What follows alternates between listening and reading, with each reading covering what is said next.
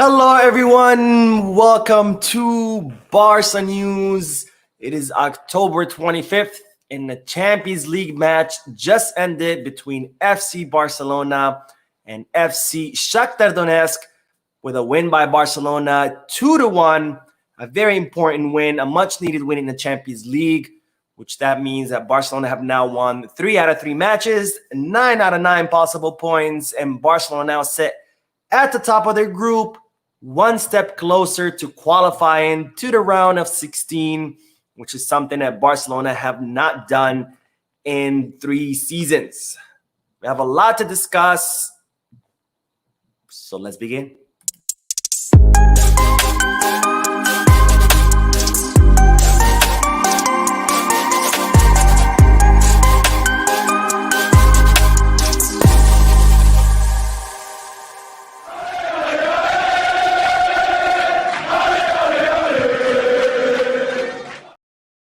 Hello everyone, welcome to the channel. My name is Mo, and this is Barca News' post-match live analysis, where we're going to discuss everything that happened in the match that just ended between Barcelona and Shakhtar Donetsk in the Champions League. As a quick reminder, I will still be holding your regularly scheduled live stream today at 7:15 p.m. Eastern Standard Time, where I will be discussing all of the Barcelona-related news. So stay tuned for that live stream, which it will happen in around 4 hours from now. But anyways, having said that, make sure to hit the like button, subscribe to the channel if you are looking for any Barcelona jerseys or merchandise, including this amazing jersey. Make sure you hit the kit bag, and if you are looking to place any sports bets on Barcelona matches, La Liga matches, or any sporting event around the world, make sure you hit the Bet Us. Both links for Kitbag and Bet Us are in the description. Now let's begin with the match analysis, and as always, we'll do a section of analysis. Then I'll head to the chat section, answer any questions, get a discussion going, and then we'll do back and forth. That way, I get to interact with you, amazing people, and get to hear all of your opinions about what happened in today's match. Now, let's start because Barcelona did win today 2-1 against Shakhtar Donetsk with goals of Ferran Torres and Fermín López in what was a great and amazing first half, but a very sloppy second half by Barcelona, where at moments I did get nervous and it seemed that Shakhtar Donetsk could tie the match, but thankfully it ended up in a victory for Barcelona, taking home 3 very important points and putting us one step closer to qualifying to the round of 16. Now, the first half of Barcelona, much better than the previous matches. A big improvement in the previous matches. One more step forward than previous matches. And I really like the performance of the team in general, because they did something they fixed something that I've been complaining about for quite some time, which is the movement and the circulation of the ball. Now, I know I might sound like a broken record because I say this after every match, during every post-match live analysis, but for the longest time, the biggest problem of Barcelona has been the ball of circulation, the circulation of the ball, where it's constantly very slow, where the players are very static. They just stand in their place. They move the ball from one side to another. They pass the ball from one player to another.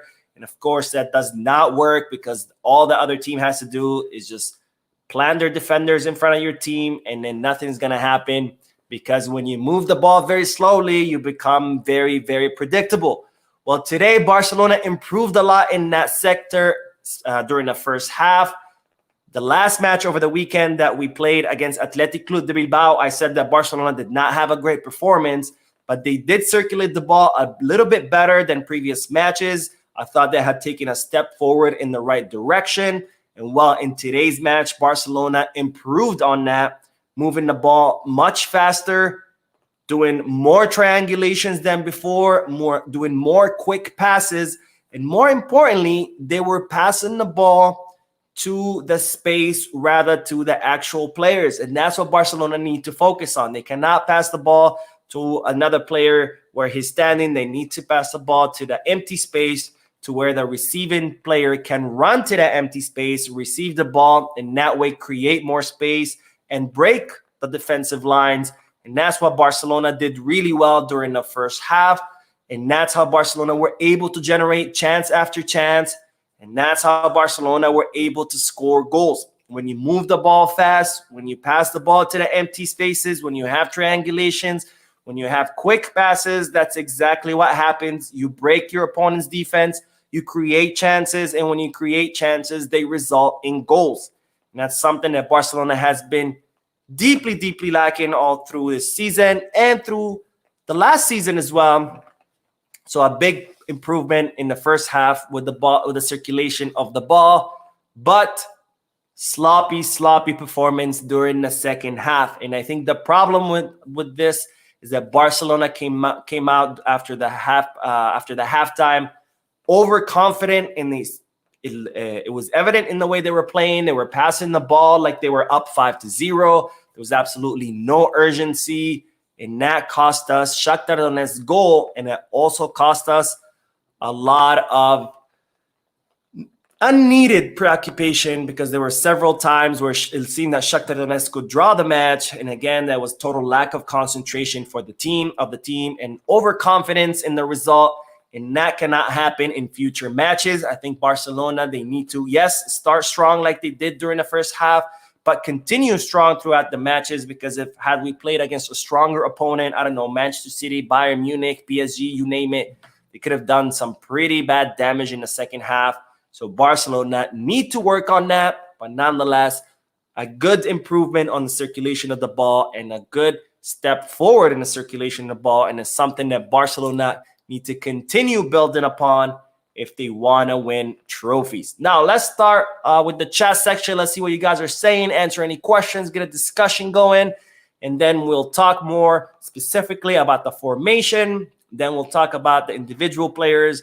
Then we'll talk a little bit about the refereeing, overall good refereeing, but there was one controversial call that I would like to see what you guys think about. All right, so let's start with the chat section. A lot of people were waiting for the live stream to begin. Thank you guys for waiting. Thank you for those of you who are watching. Don't forget to like and subscribe. And let's see. Marek says, Felix injured. Amazing. When it rains, it pours. I do have an update about Joăo Felix. I won't say it yet. That's coming up later. So I don't want to do any spoilers. Mark says, what a shitty performance. Romeu must not play in the Clasico game. Completely disagree. I don't think it was a shitty performance. Great performance by the team during the first half. Sloppy ending for sure in the second half. Romeu was exceptional in the first half. Some mistakes during the second half. But one thing that people need to understand about Oriol Romeu, the reason why he gets exposed is because when the team is doing bad, he is the one who gets most of the blame, or who gets exposed the most, because how critical his position is in the Barcelona style of play. So when the entire team is not performing, the one that seems that he's not performing is Romeu. It's kind of like the same thing when it happens when you're goalie, right? When you have your defense who are constantly making mistakes, who are not defending well, you're going to get scored on. And the one who ends up taking the blame is the goalkeeper rather than the defensive line. It's the same thing with Oriol Romeu. We saw the same thing with Sergio Busquets, during the final seasons. Everybody used to blame Busquets. Oh, Busquets is old. Busquets is slow. He needs to go. But in reality, it wasn't that Busquets was the problem, is the entire team was the problem. But of course, given the critical position of the pivot in the Barcelona style of play, it seems that he's the problem, but he's the symptom, not the problem. So completely disagree with Romeu being not good. Again, he's the symptom, not the problem. All right, let's see. Abdurrahim says, all our main guys are injured. The first half of the season is going to be long, fam. Well, a lot of them are expected to come back against Real Madrid. So I wouldn't say that it's going to be that long. All right, one more, and then we'll talk more specifically about the formation and about the players. But Joel says, my main target was the 3 points. We all know that our best players are not available. Thanks for the 3 points. I'm so happy. I agree with you, Joel. Important thing is we did take 3 points, and the important thing is that we did improve and are continue to improve and build upon our previous performances, with Athletic Club de Bilbao, where our circulation of the ball improved. Now more improvement, so we need to continue building on that. Improvement does not happen overnight.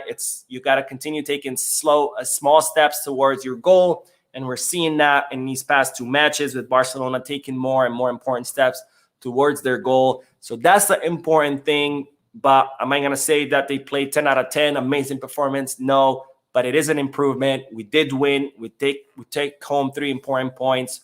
That much, one step closer to being to qualifying to the round of 16, and again, an improvement than previous matches. All right, so let's get back to the formation that Barcelona or Xavi Hernandez employed in this match. Of course, a lot of it was due to the injuries that the team had, so he did have to kind of get a little bit more creative, if you may, use some players that perhaps usually he wouldn't use. But let's look at the formation with Mark ter Stegen in goal. Of course, Joao Cancelo on the right back, in the right back position. Íñigo and Ronald Araujo in a center back position. Giving rest to Andreas Christensen, which tells me that most likely Andreas Christensen will start alongside Ronald Araujo on Saturday against Real Madrid. Marcos Alonso in the left back position, which I think, again, another indication that, well, it's not an indication because it's expected, but that's, of course, done to give Alejandro Balde some rest. That way, Balde could start on the weekend against Real Madrid. Uriel Romeu in the pivot position, surrounded by Fermin and Ilkay Gundogan in the interior.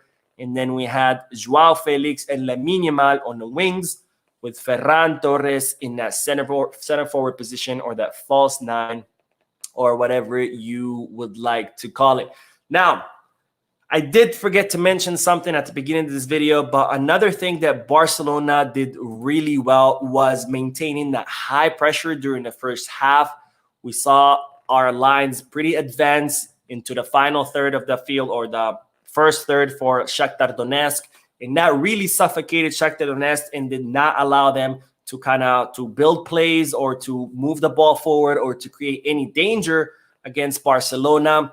And I really, really enjoyed that high pressure. We hadn't seen it in quite some time.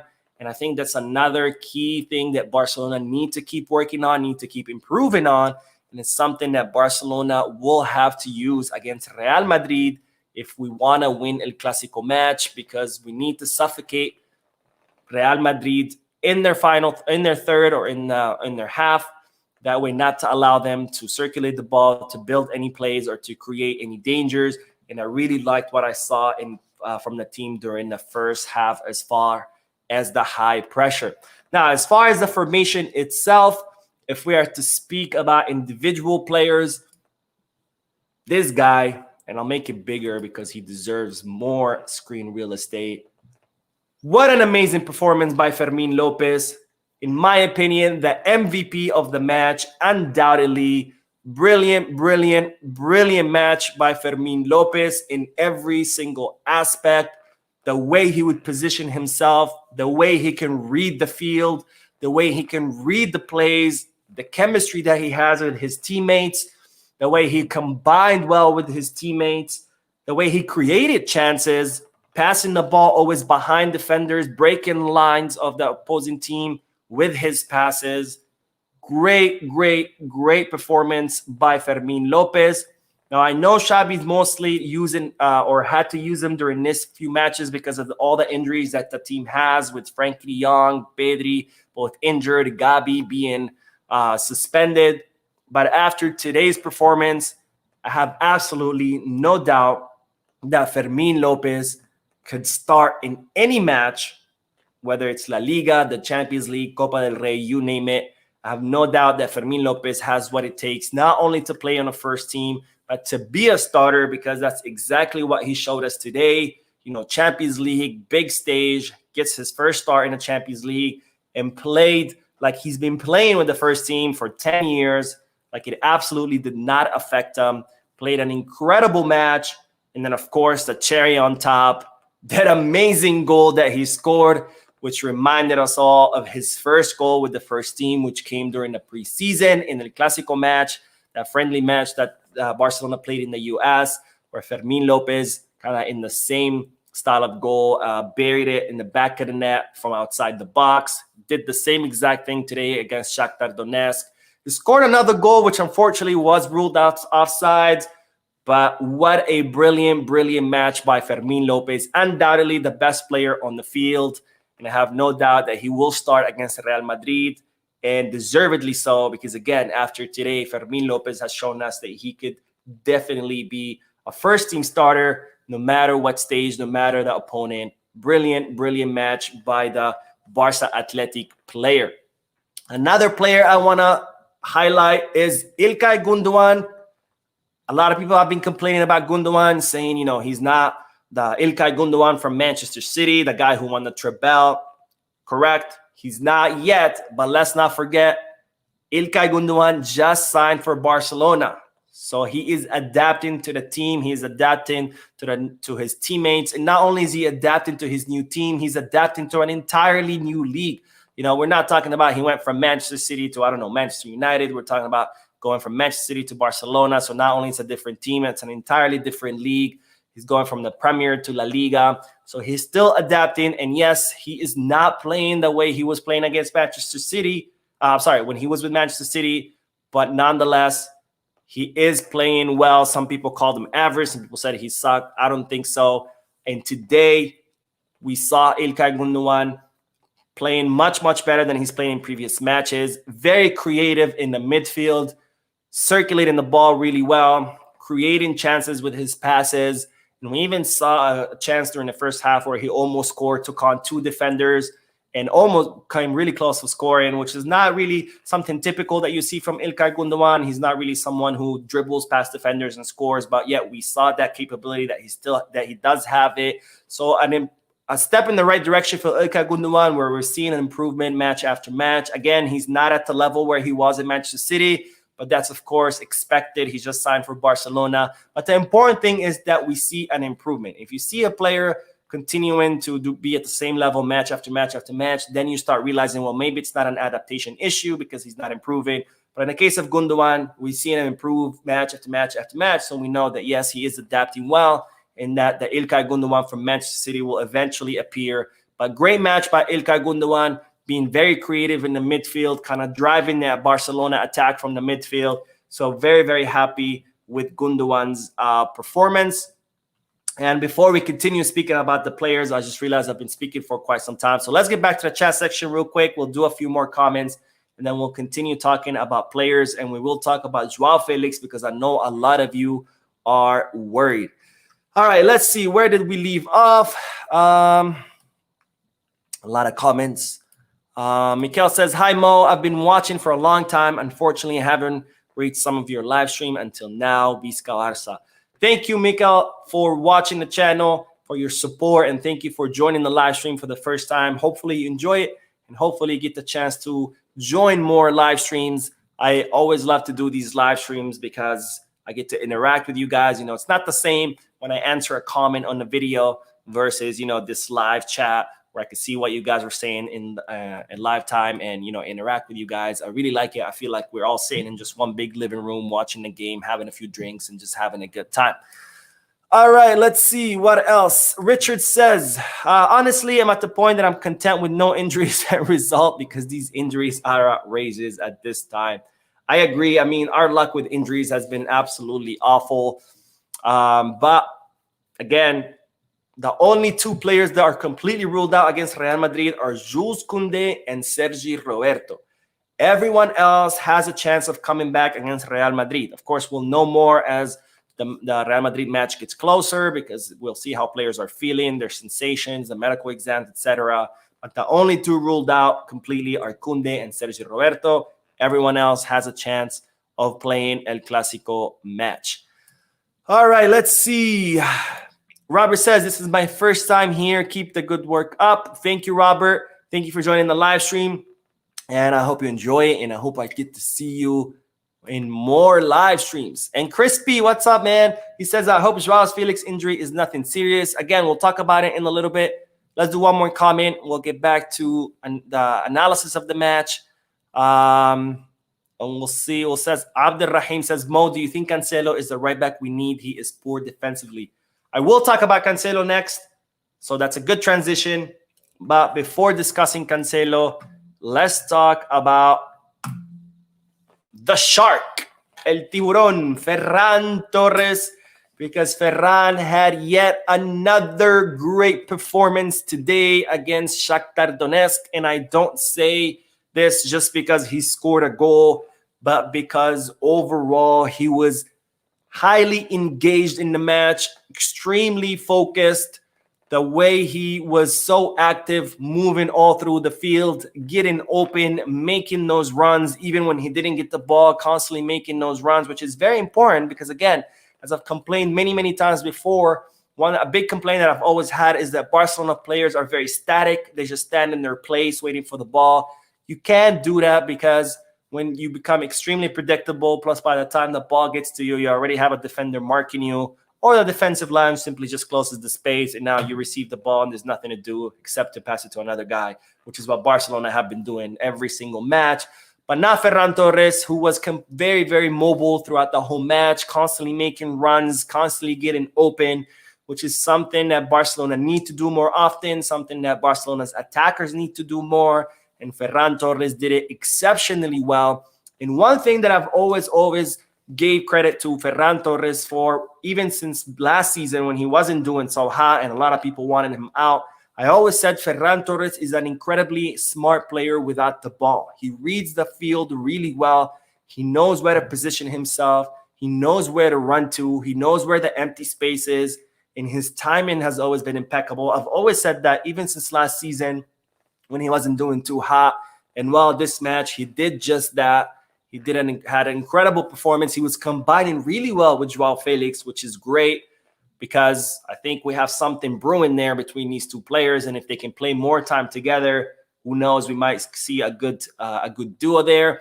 And another thing that has improved a lot, I said this last live match analysis during Athletic Club de Bilbao. I said I don't think about Ferran Torres being a starter because I thought he would be better fitted for a player who can come off the bench during the final 30 minutes. Because one thing that I noticed about Ferran Torres in previous matches, that even though he was performing well, after maybe 60 minutes, he would get disconnected. He would get kind of lose focus, lose concentration, and start making mistakes. Not today. He stayed focused. He stayed concentrated. He stayed engaged in the match throughout the 90 minutes. So I definitely take back what I said in last live match analysis. If he can stay focused the way he did today, I think I have no problems with Ferran Torres starting matches. So incredible performance by the Shark. And again, it wasn't just because he scored a goal, just overall great performance all around. And hopefully he can continue on this path because ever since the preseason, Ferran Torres continues to impress us and continue to surprise us match after match. So I'm very happy with Ferran Torres' performance. Now, let's get to the long-awaited question, which is what happened with Joăo Felix being subbed off in the 74th minute. So far, and again, this is not 100% confirmed because medical exams have to be performed, but it doesn't seem to be anything serious. Seems like he got hit. He felt some pain, so they took him out as a precaution. And the reason I say that that's what it looks like it is, because he did stay in the bench and he watched the remainder of the match from the bench. Now, you might say, well, what does that have anything to do? Well, usually when players get injured, as soon as they're subbed off, they're taken into the locker room where they do some exams on them.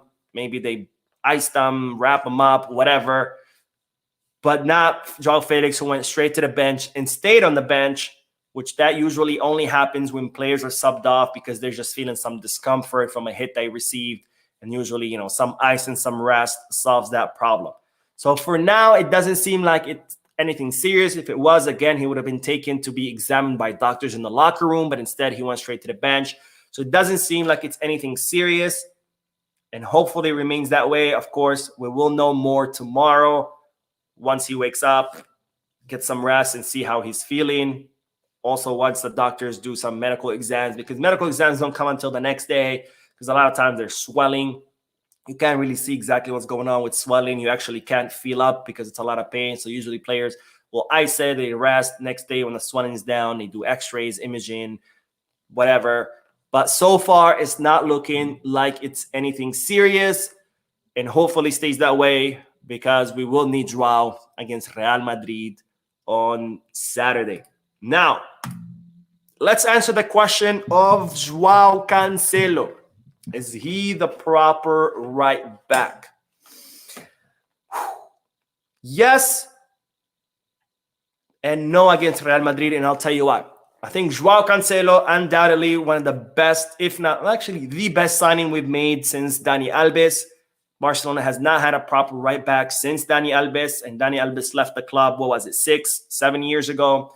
And ever since, we just had a flop after flop after flop. And we finally, for the first time in 6 or 7 years, however long it's been since Dani Alves left, we finally have a proper right back who causes a lot of danger through the flank, who can dribble past players, who can make those dangerous runs to the back line, who can make those dangerous crosses into the box, who can combine well with his teammates.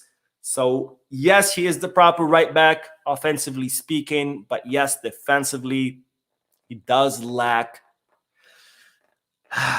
some defensiveness or some defensive skills, whatever you want to call it. And today that was evident because João Cancelo had 20 ball losses. And that against a team like Real Madrid cannot happen, because a team like Real Madrid, when you have Vinicius on that side, or even, any other players that they might have, whether it's Rodrigo or whoever, when you lose the ball that many times, one of them could end up in your goal. Vinicius could grab one of those balls and just run and score. So very worrying number today from João Cancelo. I think the proper thing to do against Real Madrid will be to use Ronald Araujo, because we've all seen how well Ronald Araujo defends against Vinicius Jr. We've seen it in past Clasico matches, and we saw it as recently as last week when Uruguay defeated Brazil 2-0, and Araujo completely canceled out Vinicius Jr. So I think against Real Madrid, the best thing to do is to have Ronald Araujo on the right back position, and maybe have Inigo and Andreas Christensen as the two center backs. And that way also, not only do you protect yourself from those ball losses and from Vinicius getting the ball and maybe scoring against you, but you also give that much needed rest to João Cancelo, which is something that he hasn't had since he arrived in Barcelona. He's played every single match with Barcelona. He's played every single match with Portugal. So he definitely needs the rest. So yeah, a little bit worried about Cancelo's defensive skill, but I think a big reason for this is that I feel like João Cancelo's confidence is his own enemy. I feel like when Barcelona are playing more serious teams, you notice João Cancelo much more focused. I see him more concentrated. I see him making less mistakes. I see him being more cautious with the ball. Versus when Barcelona play against weaker teams, all of a sudden, João Cancelo is just, he's playing like he's playing a street match or like he's playing in practice. He tries to do all these fancy things, dribble past defenders, do, nutmeg defenders. And I feel like his own confidence is his own enemy, where he doesn't take the opponent as seriously. And he starts trying to show off. He starts making those silly mistakes. And I think that's what we saw today. He probably thought, Shakhtar Donetsk, who cares? And we saw him, losing the ball by trying to do things that it was not necessary, right? So I think that's a big one of Cancelo's big problems. Again, excellent signing, proper right back for the longest time, but definitely needs to work on his defense and definitely needs to work about taking every team seriously. In modern football, there is no such thing as weak teams. Simple as that. Anybody can cause you damage. We've seen teams from the second and third division causes damage in Copa del Rey. There's no such thing as weak teams, and Cancelo needs to understand that and take his opponents more seriously. All right, let's get back to the chat section, and then we'll end the live stream just briefly discussing the referee. I thought there was one controversial call, but overall, good refereeing. But let's see what you guys are saying. Abbas says, who is your worst player in the game? Oof. I don't want to pick a worst player because I feel like everybody did a decent job. But if I absolutely have to gun to my head, I think I would say Cancelo, just because of so many ball losses. 20 ball losses is a lot. It's a lot. But again, I don't want to take anything away from Cancelo. He's still an excellent, excellent player, but he needs to work on that. Okay, let's see. Livid says, Johan Cruyff once said to a young Messi that if he learned when to dribble and when to pass shoot, he would have a collection of Ballon d'Ors. I think the same applies to Lamine Yamal. I agree, but, it's natural. Lamine Yamal is 16 years old. Of course, he's going to make these mistakes. And that just comes with experience, you know. As he'll play more, he'll learn when to. And, you know, we saw that with Vinicius Jr. for 2-3 seasons. He wasn't really doing much with Madrid because he would always shoot when he was supposed to pass or pass when he was supposed to shoot. He finally got it down, and now he's doing much better. And Lamine Yamal at 16 years old, I really think that his decision making is 100 times better than what Vinicius Jr. was. So if you give him 2-3 years, I mean, this guy's just gonna be amazing. All right, let's see what else. Choo Choo, he is in the house and he says, "Brah, Lopez can't bench Pedri, Gabi, FDJ. What do you want?" I don't know who you're talking to. Choo Choo. I don't know if you're talking to me or someone else, because I don't think it's to me, because I didn't say Lopez can bench anybody. Anyways, let's see. Oh, wow. The chat section just completely moved on. And Crispy Chicken with the donation. Thank you so much. And says, "We need more likes, guys." Yes, please hit that like button. It's actually very important. Like button is what prompts YouTube to recommend the video to people who haven't seen the channel, which then results in more views, more subscriptions, so on and so forth. But thank you, Crispy, for the donation. And let's see. Let's do a few more comments, and then we'll talk about the referee in general. DJ says, "You can tell Fermin has goals in him. With more time, he'll be a goal-scoring midfielder like Gerard." 100%. I agree with you. He's really incredible behind our offensive line, distributing the ball. But he also has really great runs to the box, and he has that incredible shot from outside the box. So I have no doubts that with time, Fermin will be a goal-scoring machine. All right, Richard says, "If Cancelo doesn't start in the Clasico, he will be pissed and maybe cause issues. I hope I'm wrong." I mean, I hope you're wrong too, but if he's pissed, he's pissed. You know, this is Barcelona. We cannot cave to players', you know, demands or requests or whatever. The coach decides who starts and who doesn't, and if he doesn't like it, at the end of the season, his loan is up, and he can go back to Manchester City, and he can figure out where his next team will be, because Pep Guardiola does not want him. Toomey says, "He's like a Trent, just needs support like FDJ and Gabi helping in defense." Not sure who you're talking about, Trent, but if you could clarify in the comment section, that will be amazing. And one more, and then we'll talk about the last thing, which is the referee. I just want to touch on it really briefly. Abdul Rahim says, "What about a 3-5-2 against Madrid? Araujo as RCB while Cancelo as the RCM." I don't know if you could do a 3-5-2 against Real Madrid, because you really need someone to stop Vinny on the right flank, and then two center backs right there as a precaution. And then you have on the left, you have Rodrigo causing you problems. So you know someone to watch him with two center backs as a backup. So you do need a line of 4 against Real Madrid. As far as your attack, you need at least 3 strikers against Real Madrid, because, you know, against Madrid, you have to play aggressively. And so I don't know about a 3-5-2. I think a 4-3-3 is the best way. Maybe a 4-4-2, but a line of 3, I think it's playing with fire, especially when Madrid has people like, you know, Vinicius or like Rodrigo or even Valverde, who can make those runs to the box. You have to have a line of 4. Okay. All right, let's talk about the last thing briefly. Referee today. Overall, I thought it was a really good refereeing performance. You know, I don't like to complain about the referees too much. I don't think there's some kind of conspiracy where someone's paying referees to rule against Barcelona. I think in La Liga, we simply have biases towards Madrid. We have mediocre and incompetent referees, but I don't think there's some kind of, you know, conspiracy to pay referees to rule against Barcelona. You know, I'm not a moron Real Madrid fan who thinks Negreira paid off referees and that's why Barcelona won. And today, I think the referee overall did a good job, but I do want to know what you guys' thoughts are about that controversial penalty call during the first half, where Ronald Araujo is running to get a ball, and the defender in front of him, the Shakhtar Donetsk defender, is falling, and the ball hits his arm. Clearly hits his arm, like right here in the forearm. And then they did review it, but the VAR decided that it wasn't a PK. No, it was during the second half. I'm sorry, it wasn't during the first half.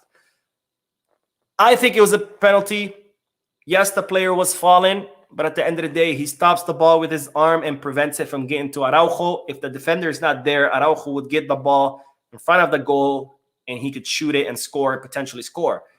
The fact that his arm stops the ball and makes it bounce all weird and then bounces off Araujo into the corner, or into outside, out of bounds, I think that right there makes it, the call should have been a penalty kick. I don't know. What do you guys think? Let me know in the chat section. Do you think it was a penalty or not? But again, overall, I thought the referee did a good job. It was mostly invisible during the match, and that's what referees are supposed to be. You know, referees are there to protect the match. Referees are there to protect the sport, to protect the players. They're not there to make things about themselves. They're not there to get the spotlight. They're not there to argue with players and fight with players. They're supposed to be as invisible as possible. Just let the game go. Let the players play, and if there's a foul or something, just whistle it, and that's it. And I think that's what he did for most of the match. But I did think that that call should have been a penalty kick. But what do you guys think? Let's do a few more comments, and then we'll end the live stream. Again, don't forget, today, 7:15 p.m. Eastern Standard Time, we'll do your regular scheduled live stream where we'll discuss all the Barcelona-related news. All right, let's see. Where did we leave off? Wiz says the question Barca should ask is, when is Gun going to score? I mean, I don't think that's a question we need to ask. Gundogan is not really, that's not really Gundogan's job. You know, as a midfielder, his job is to, you know, distribute the ball, create plays, set the tempo of the match. If he scores, great. But I mean, he's not a center forward, right? I don't know why we need to ask that question to begin with. All right, Toomey says, if Fati was a handball against Inter, so should that one. Oh, Fati against... Yeah, I know. I agree. Oh, and then Salanangin, I hope I said that right, says, Mo, who's going to ref in El Clasico? It has not been made official yet, but as I mentioned in yesterday's video, Real Madrid have been putting a lot of pressure on the Royal Spanish Football Federation to choose Gil Manzano as the referee for a Clasico, and it seems that the pressure has worked, and they're saying that he will be the ref. Again, has not been officially announced, but it looks like Gil Manzano will be the referee. Of course, as you might recall, he's the guy who was caught leaving the Bernabeu with bags full of gifts from Real Madrid. He's always given us problems. He's always had controversial calls against us.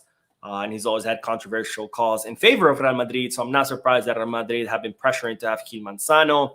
But as I always say, if Barcelona play good, if they perform well, if they do their job, they create chances, they score goals, then the referee won't matter as much. Okay, let's do one more, and then we will end the live stream. Let's see. Yusuf says, do you think Barca can win in El Clasico? I think so. I think if they play against Real Madrid the way Barcelona played in the first half of today's match, and they continue that performance throughout the entire 90 minutes, not like today where they did well during the first half and then they just completely fell asleep at the wheel during the second half. So if they play the same way all throughout the match, they stay focused, they stay concentrated, they circulate the ball well, they move the ball fast, they create chances, I think we have a chance. After all, Real Madrid are not doing that hot either. They barely won yesterday against Braga. Yeah, we do have a chance. And then we're playing at home against, at Montjuic. Yes, we have a lot of injured players, but I think we have what it takes. We do have the players. We have the quality. We just got to stay focused, concentrated, and circulate the ball the way we did during the first half against Shakhtar Donetsk. All right, so that is it for today, guys. Thank you for tuning in. Thank you for your likes, comments, subscriptions. Again, today is 7:15 p.m. Eastern Standard Time. I will see you again with all the Barcelona news that happened today.